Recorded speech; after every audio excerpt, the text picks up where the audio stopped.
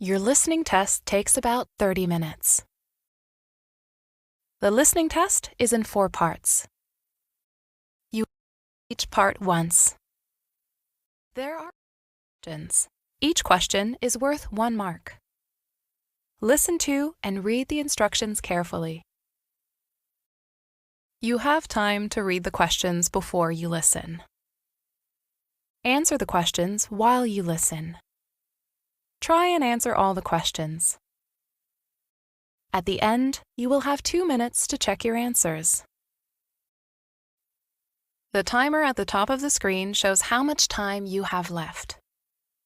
At the end of the test will finish automatically. This recording is copyright. Guided e-learning IELTS listening practice tests. In the IELTS test, you hear some recordings and you have to answer questions on them. You have time to read the instructions and questions and check your work. All recordings are played only once. Section 1. You will hear a telephone conversation between a receptionist who works at a house renting agency and a man. First, you'll have some time to look at questions 1 to 4.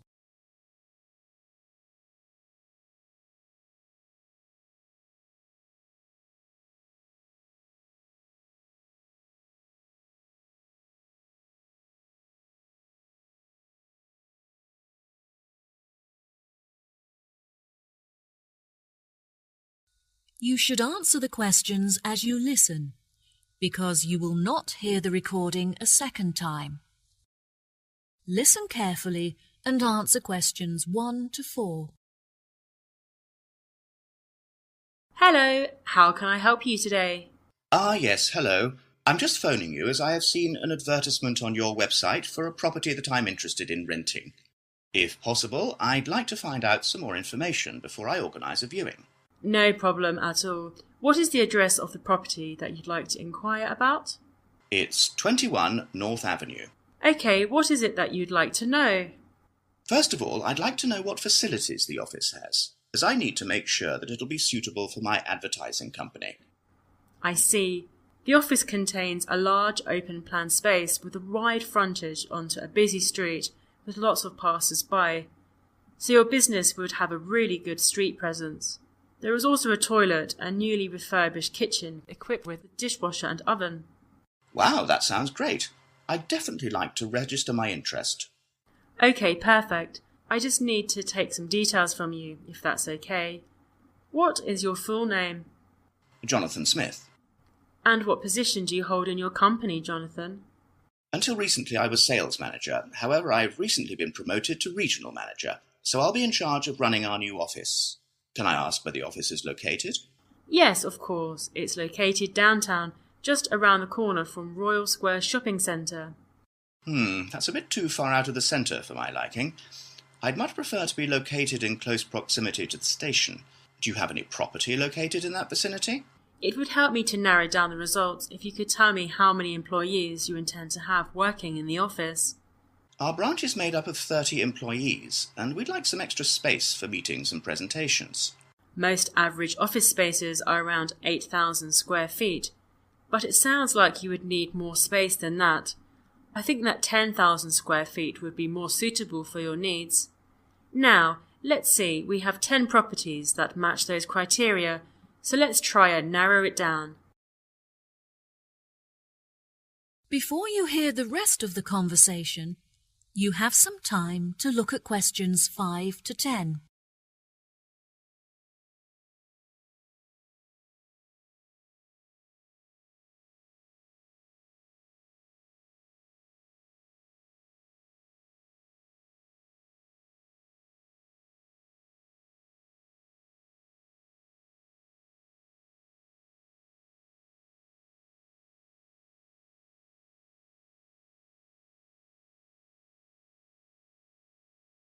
Now listen and answer questions 5 to 10.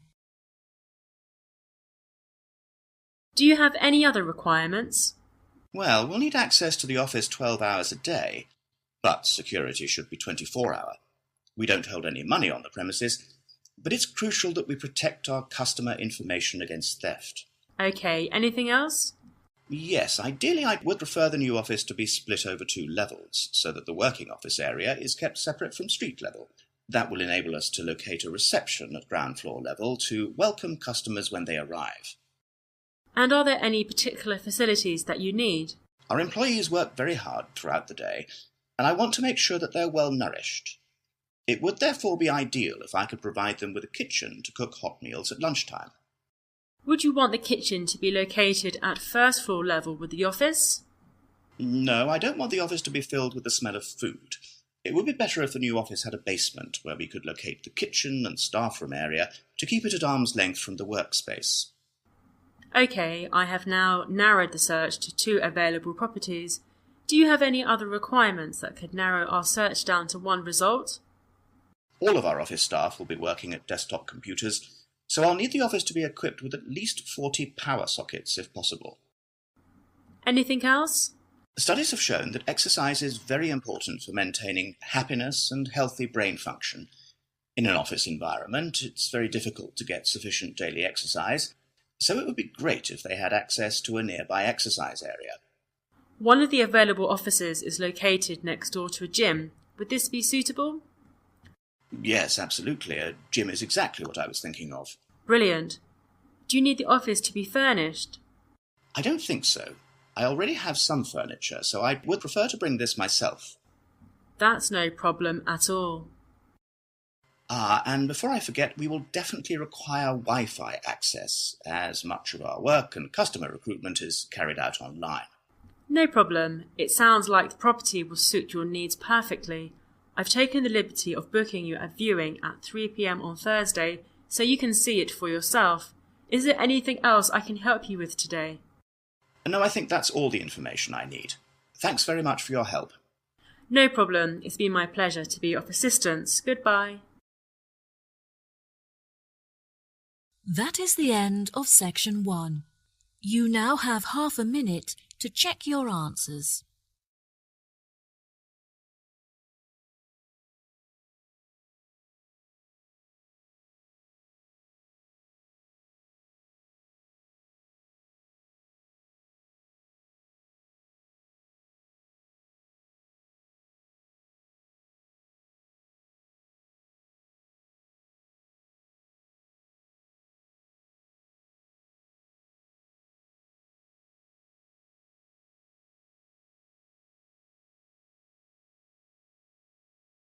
Now turn to section 2.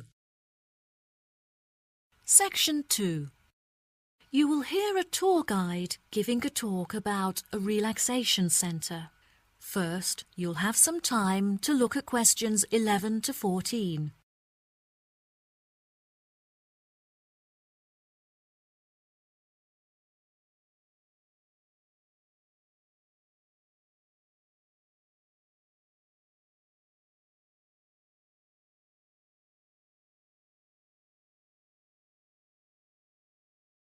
Now listen carefully and answer questions 11 to 14.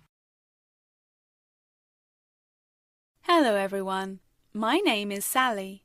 Welcome to our globally renowned spa and relaxation centre here at Island View Estates. Before you all wander off and begin exploring the facilities, I'd like to go over a few things. Now, this year is a very special milestone for our beloved centre, as it is our 25th anniversary. I understand that this means you have all paid an increased price for your tickets, but I can promise that all of the events we have scheduled for your enjoyment will make the costs well worth it. I know that all of you have travelled a long distance to make it here to the centre of the New Forest, but it is thanks to its remoteness that our centre is such a beautiful place to relax. I'm sure you are all keen to find out what activities we have arranged for you, so I will give you a quick overview. Tomorrow we have arranged for you all to participate in a yoga session for the duration of the morning, followed by a day of relaxation at the pool, where we have ample sun umbrellas to protect you from the sun. On Wednesday, we have organized a sightseeing hike through the forest, where you will be able to test your navigation skills and witness the wild ponies in their natural habitat. It's forecast to be sunny that day, but I recommend that you all bring rainproof clothes just in case. On your last day, we have a special surprise, a pony trek along the beach. We ask that you all wear full-length trousers and that all women have their hair tied up in a ponytail. Helmets are provided at the center for those who would like to wear one. There are a couple of beautiful attractions here at the center that you must all be sure to visit before you leave. The Rose Garden, located just at the corner of the property, is home to many indigenous species and is beautifully serene and peaceful, the perfect place to collect your thoughts or read a book. Our sunset boat ride has been the favorite attraction for many of our visitors. Simply hop aboard and relax whilst we sail you out into the open sea to witness one of the most beautiful spectacles that nature has to offer.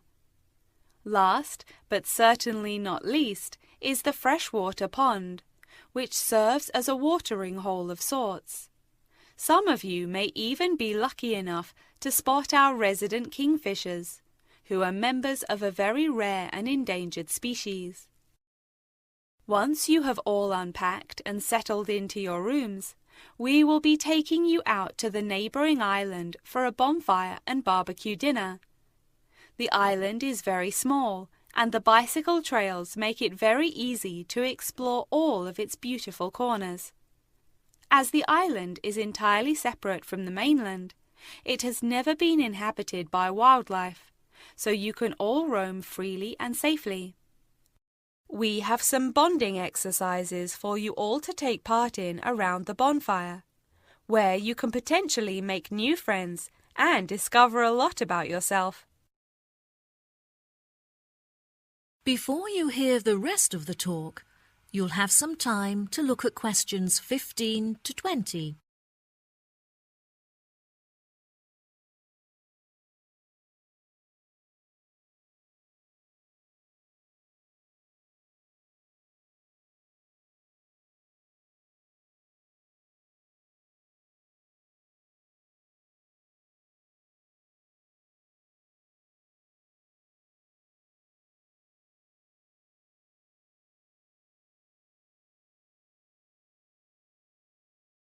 Now listen and answer questions 15 to 20. Now, let me tell you a little bit about the facilities that the resort has to offer. For those of you keen on indulging in a little bit of retail therapy, just wander along to our tourist centre, where we have a wide selection of presents on sale at reasonable prices. If you are feeling more drawn to the natural surroundings and scenery, I recommend that you take a trek up the mountain, where you can enjoy the panoramic outlook from the peak. For a bit of cultural indulgence, why not pay a visit to our small on-site theatre, where you can enjoy watching a range of movies and check out some works by our resident street artists. Just a 10-minute walk down the road is the local art museum, where you can roam around the sculpture courtyard or admire the many artworks on display. Here at the resort, we are incredibly lucky to be located right next to a nature reserve, where many species of endangered wildlife live in the pond. Just on the bank is a small hut where visitors can observe the fish and birds in their natural habitat. Now, if any of you are interested in history, you have the very interesting opportunity to visit the ancient building at the south side of the grounds. The building is now a museum. However, it originally served as a jail for those charged with crimes of treason against the royal family. Well, that just about rounds it up. Now, if anyone has any questions? That is the end of section 2. You now have half a minute to check your answers.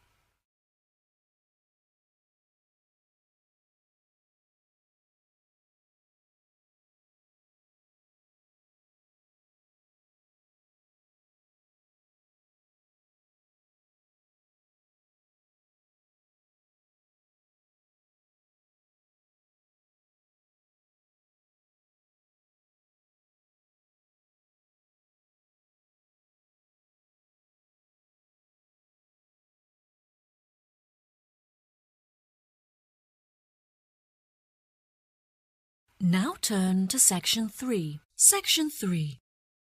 You will hear Lara and Tommy, 2 students, talking about their book club. First, you'll have some time to look at questions 21 to 24.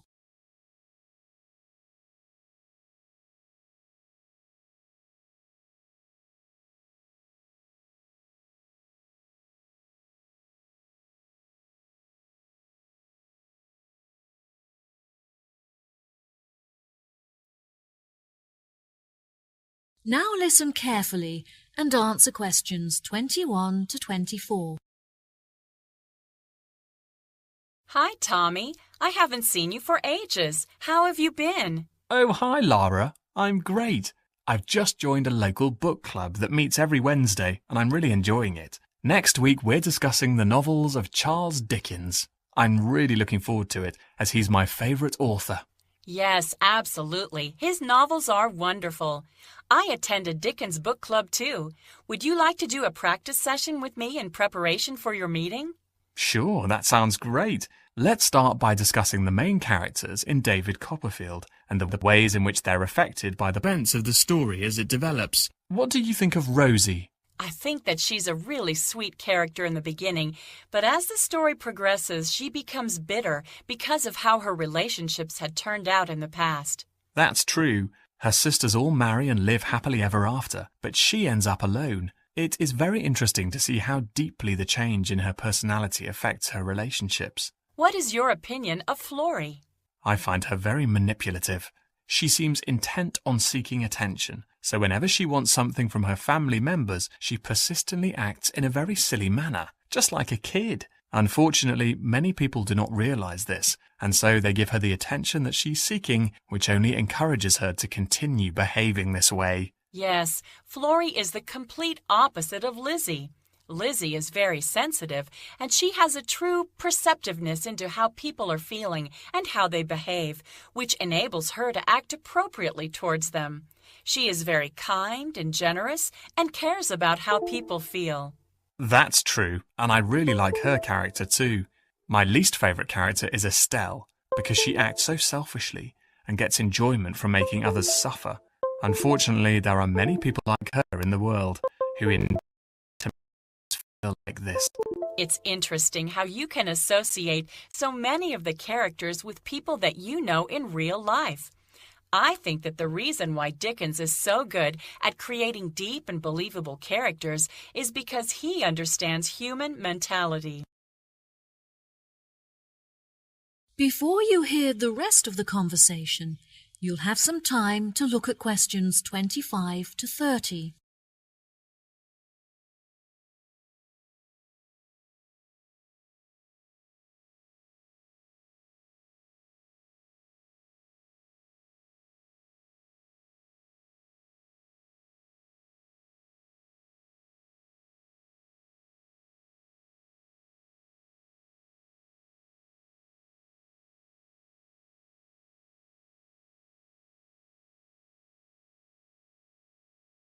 Now, listen and answer questions 25 to 30.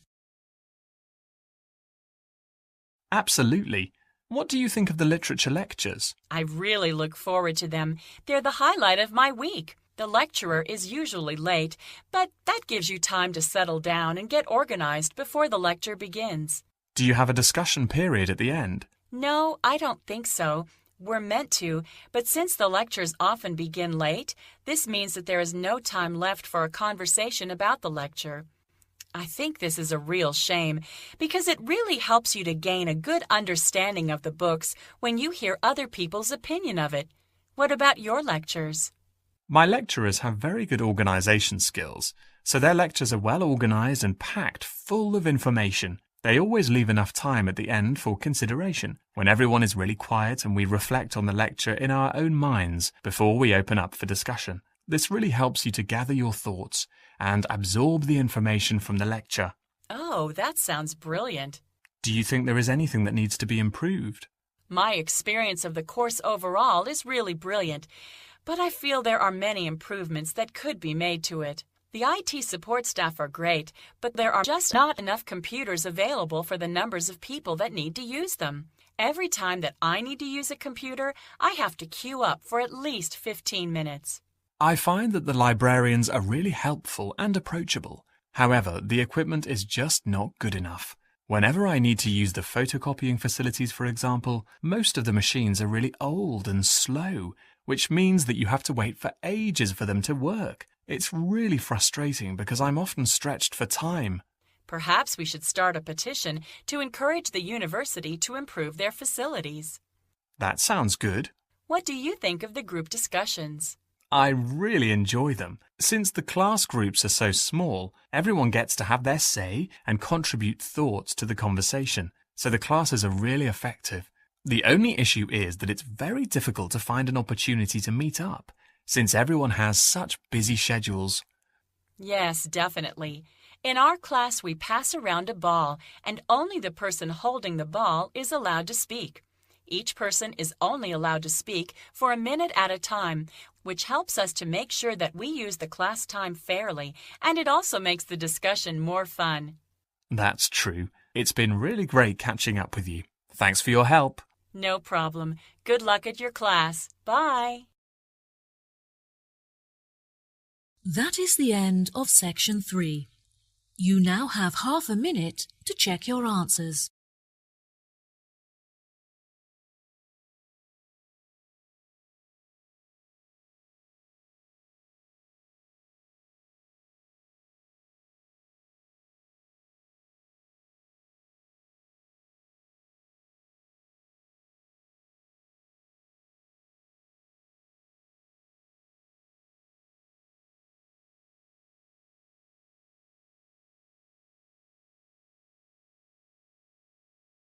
Now turn to section 4. Section 4. You will hear a talk on research into music. First, you have some time to look at questions 31 to 40.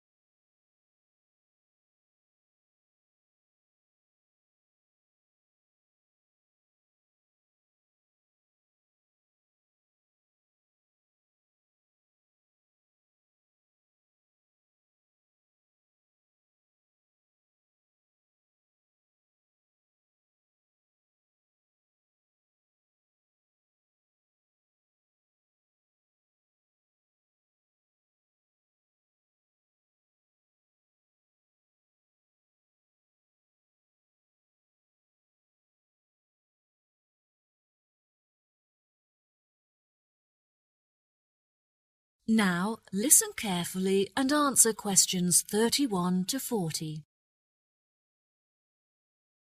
Today we're going to delve into the fascinating history of music in Britain and the evolution that it experienced throughout the duration of the 18th and 19th centuries. During the second half of the 18th century, Britain experienced an industrial revolution, during which its manufacturing industry underwent a major transition from hand production methods to the use of machinery. This sudden boom in the industry drew thousands of people into the cities, where they knew they'd be able to find jobs in the factories, working with or maintaining the machinery. This sudden influx of people into the cities did not just come from the surrounding countryside, but also from other poorer nations in search of a better life. Between 1800 and 1900, the population of England increased by 4 times. This mass immigration from different nations and areas of the country resulted in a variety of cultural influences meeting and mixing to form a new, more diverse culture. With this new culture came a new style of music. Prior to the Industrial Revolution, music had originally been written to reflect the hard, labour-intensive life in all kinds of industries when all work had to be done by hand. Most people resided in small rural communities where their lives revolved around farming. Life for the average person was difficult, as incomes were meagre, and malnourishment and disease were common. Despite the difference in nationalities of the people and the variety of musical genres, all of the music shared one common language, English. As many were unable to write, the songs were a means for the people to give voice to their experiences and feelings about their hard and laborious jobs. Most of the music written by the workers during this period has been lost as a result of illiteracy and the wear of time. Now, you may be asking yourselves how these small musical works were formed.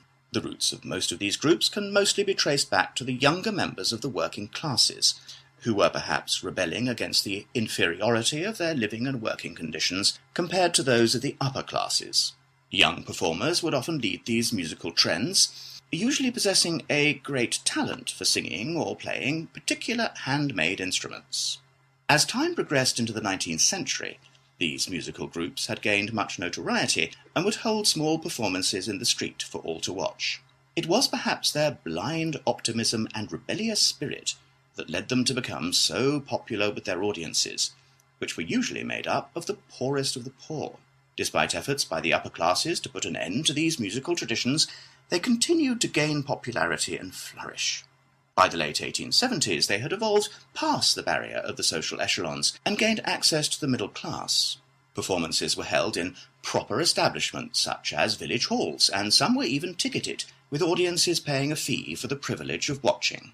Music produced by these groups were better recorded, and some is still preserved today in museums. The music of these groups may not exist in the present day, but its influences are still clear if you look closely enough. In classical culture, for example, many of the themes and theatrical performances are still based on the lives and experiences of the working classes both prior to and following the Industrial Revolution. The novel entitled Les Miserables by Victor Hugo, for example, is a novel about the French working classes and is still widely popular today. The original recordings of the music written during these periods are now hugely valuable due to the demand from avid collectors and enthusiastic fans. Many of these recordings are publicly owned and displayed in museum exhibits.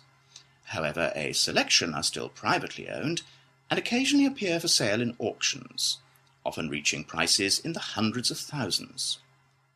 Well, that just about wraps the lecture up for today, so if anyone has any questions... That is the end of section 4. You now have half a minute to check your answers.